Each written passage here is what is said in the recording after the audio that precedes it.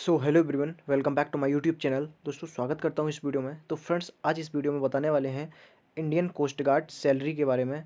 Indian coast guard में जब आप नाविक जीडी के लिए जाएंगे तो कितना सैलरी मिलेगा, नाविक डीवी के लिए जाएंगे तो कितना सैलरी मिलेगा, और नाविक यांत्रिक के लिए जाएंगे तो वहाँ पे आपको कितना सैलरी दिया जाएगा, with all allowance and training के दौरान में कितना वेतन मिलने वाला है, आपको कितना कटेगा। ठीक है। और इन हैंड जो आपके पास में जो रुपये आएगा फाइनली ट्रेनिंग के बाद में, वो आपके पास में कितना रुपए आने वाला है, तो इस वीडियो में आपके साथ में डिस्कस करने वाला हूँ। और वीडियो को आगे बढ़ने से पहले मैं बता दूं, मेरा एक टेलीग्राम ग्रुप है, लिंक इस वीडियो के डिस्क्रिप्शन में दिया गया है। देखो, सबसे पहले मैं अपने टेलीग्राम ग्रुप पर ही कोई इन्फॉर्मेशन का अपडेट देता हूं। अगर आपने मेरे चैनल को नहीं सब्सक्राइब किया तो प्लीज़ चैनल को सब्सक्राइब कर लें। इसी प्रकार से अच्छी इस चैनल पर वीडियो मिलती रहती है। ठीक है।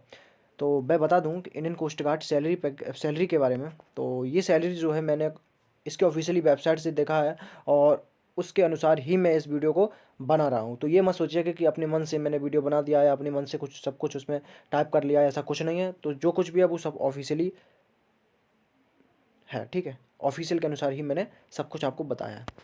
तो फ्रेंड्स, बताने वाला हूँ नाविक जीडी की सैलरी के बारे में। ठीक है। नाविक जीडी के सैलरी के बारे में सबसे पहले बताता हूँ कि डीए डीए क्या होता है। डीए एक महंगाई भत्ता होता है जो बेसिक पे के, ठीक है, बेसिक पे जो होता है उसका 17% जो होता है वो आपका डीए मिलता है। ये बात याद रखिएगा कि जब आपको कोई वेतन मिलेगा या आपको सैलरी मिलेगी तो जो डीए होता है उस बेसिक पे का 17% मिलता है। उसके बाद फिर गवर्नमेंट कितना महंगाई भत्ता आपको देती है वो इकोनॉमी के अनुसार में आपका डिस्कशन होगा। ठीक है। और इंक्रीज एंड डिक्रीजमेंट होता रहता है डीए, तो ये बात छोड़िएगा। ठीक है। लेकिन अभी जो है वो 17% आपको डीए मिल रहा है। ठीक है। और अगर बात करी जाए नाविक जीडी की, तो नाविक जीडी का जो पे लेवल होता है वो होता है आपका लेवल 3 का। ठीक है। लेवल 3 का पे लेवल होता है। तो इसमें जब कैंडिडेट कोई जाता है ट्रेनिंग के दौरान में, जब कैंडिडेट जाता है तो उसको जो बेसिक पे मिलता है वो आपका मिलता है 21,700 रुपये। ठीक है। 21,700 रुपये आपका बेसिक पे वहाँ पे दिया जाता है। अब डायरेक्ट उसके हाथों में तो नहीं दिया जाता है। देखो, जब आप यहाँ से जाएंगे तो आपका जो है वहाँ पे एटीएम का मतलब एक खाता खुलाया जाएगा, या आपके पास प्री खाता खुला होता है तो उसी में क्या होता है, आप उसका एटीएम बनवाया जाता है, जो कि आर्मी द्वारा इशू किया जाता है। ठीक है। जो कि फोर्स द्वारा इशू किया जाता है, वही एटीएम बनवाया जाता है। क्योंकि वहाँ पे क्या होता है, वहाँ पे आपको क्रेडिट कार्ड दिया जाता है, वहाँ पे डेबिट कार्ड नहीं दिया जाता है। ये बात याद रखिएगा। ठीक है। तो बेसिक पे आपको 21,700 रुपये मिलता है। और जब लड़का जो कैंडिडेट रहता है वो कैंडिडेट ट्रेनिंग में रहता है तो उसे उसके पास में कितना रुपये पहुंचता है, यानी उसके जो अकाउंट में कितना रुपये पहुंचता है। देखो, ट्रेनिंग के दौरान में जो खर्चा रहता है वो आपके बेसिक पे से ही कटता है। अब मान लीजिए, सबसे पहले आप जब ट्रेनिंग स्टार्ट कर देंगे उसी दिन से आपका जो पेंशन मिलता है, जब आप रिटायरमेंट लेंगे तो पेंशन मिलता है उसी दिन से कटने लगेगा। ये बात भी आप लोग याद रखिएगा। उसी दिन से आपके अकाउंट से माइनस होता रहेगा, लेकिन आपको पता नहीं चलेगा। आपका जो पेंशन वाला जो कटौती रुपया होता है वो कटता रहेगा और एक जगह वो इकट्ठा होता रहेगा। और जब आप अपना रिटायरमेंट लेंगे उसके बाद में जो पेंशन आपको मिलेगा वो उसी रुपये से आपको पेंशन दिया जाएगा। ठीक है। तो अगर बात करी जाए तो बेसिक पे 21,700 रुपये, ये बात याद रखिएगा। और इसमें जब कटौती करते हैं वो लगभग में 5,000 से और 6,000 के बीच में आपका वो काट लेते हैं आपकी पेंशन के लिए। ठीक है। उसके बाद क्या किया जाता है, 5,000 से 6,000 रुपये काट लिया तो 15,000 रुपये आपका यहाँ पे बचा है। ठीक है। 15,000 रुपये आपका बचा है, 15,700, यानी कि मान लीजिए 15,500 रुपये बचा हुआ है। ठीक है। अब 15,500 रुपये में लगभग में आपका जो मंथली ट्रेनिंग खर्चा रहता है वो 5,500 रुपये रहता है। ठीक है। मंथली जो खर्चा रहता है आपका, ट्रेनिंग खर्चा जिसे बोलते हैं, जैसे कोई भाई सामान लेने जाना है तो वो भी आपका जो खर्चा इंक्लूड रहता है वो इसी रुपये में रहता है। ठीक है। तो 5,500 रुपये इसी में से काटा जाता है। अब आपका बचा 10,000 रुपये, जो कि आपका सेफ अकाउंट में छोड़ दिया जाता है। आप लोग समझ रहे हैं, डायरेक्ट आपके हाथ में तो नहीं दिया जाता है, क्योंकि ट्रेनिंग के दौरान में आप कुछ नया नहीं कर सकते हैं। जो कुछ भी होगा वो सब ऑफिसर लोग ही करते हैं। ठीक है। तो आपका 5,500 रुपये काट के जो 10,000 रुपये बचता है वो सेफ आपका बचता है, जो आपके बैंक अकाउंट में सेव हो जाता है। ये बात याद रखिएगा। तो ये कन्फ्यूजन दूर हो गई होगी कि कितना आपको बचता है इन हैंड, ट्रेनिंग के दौरान में कितना मिलता है। तो ट्रेनिंग के दौरान में आपको मिलता है 10,000 रुपये। 10,000 से 500 रुपये कम कर दीजिएगा, 9500 रुपये, यानी 9,500 रुपये। अभी देखो भाई, खर्चा ज़्यादा रहता है तो 500 रुपये और कम कर दे रहे हैं।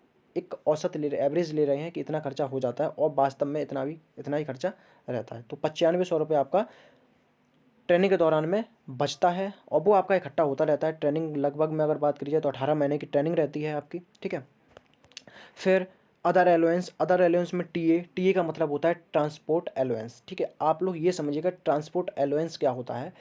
ट्रांसपोर्ट एलोवेंस ये वो होता है, जैसे आपको सरकारी क्वार्टर नहीं मिल पाया है, फिर आपको क्या दिया जाता है, एचआरए दिया जाता है। एचआरए का मतलब होता है हाउस रेंट, ठीक है। हाउस रेंट एरिया, आपको एरिया के अनुसार ही वहाँ पे हाउस रेंट जो होता है दिया जाता है। अगर मान लीजिए आपकी पोस्टिंग चेन्नई में है, तो चेन्नई एक महंगा सिटी है, ठीक है, महंगा सिटी है, तो वहाँ पे आपको जो एचआरए मिलेगा वो महंगा मिलेगा, ठीक है। अब एचआरए मिलेगा महंगा मिलेगा, तो उस प्रकार से आपका निर्भर करता है कि एचआरए कितना मिलता है। और फिर क्या होता है, अब एचआरए आपको समझ में आ गया। अगर मान लीजिए कि ऐसी जगह है जहाँ पे आपकी महंगाई कम है, तो वहाँ पे एचआरए उस महंगाई के हिसाब से ही वहाँ पे आपको दिया जाएगा।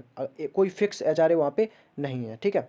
अब टीए की बात करते हैं। टीए क्या होता है, ट्रांसपोर्ट अलाउंस क्या होता है कि मान लीजिए, अगर देखो एचआरए का एक मतलब और समझा देता हूँ एक बार। आपको जैसे सरकारी क्वार्टर नहीं मिला है, तो सरकार क्या करती है, आपको एचआरए मतलब house rent area, house rent आपको देती है। हाउस रेंट का मतलब आपको सरकारी क्वार्टर के लिए, मतलब आप कोई कहीं पर एक रूम ले लीजिए, तो उसका खर्चा जो भी होगा वो सरकार उठाएगी, मतलब उसी का आपको हाउस रेंट मिलता है, ठीक है। आप अच्छी तरह से बात समझ में आ गई होगी।